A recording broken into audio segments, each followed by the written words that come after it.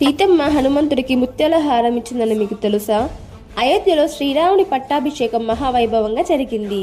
దేవతలు, ఋషులు, వానరసేన మరియు ప్రజలందరూ ఆనందంతో ఆ వేడుకను చూశారు.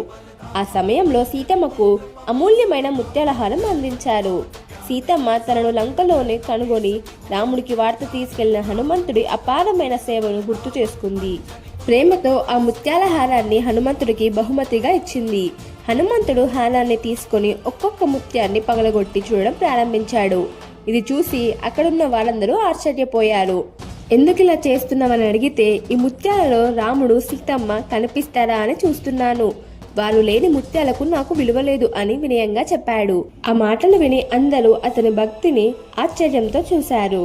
హనుమంతుడు తన హృదయంలో రామసీతలు ఎల్లప్పుడూ ఉంటారని చూపించాడు.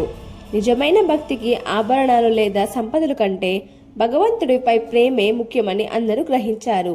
హనుమంతుడు అంటే మీకు ఇష్టమైతే కామెంట్ బాక్స్లో జై హనుమాన్ అని రాయండి. అలాగే మా ఛానల్ని సబ్స్క్రైబ్ చేయండి.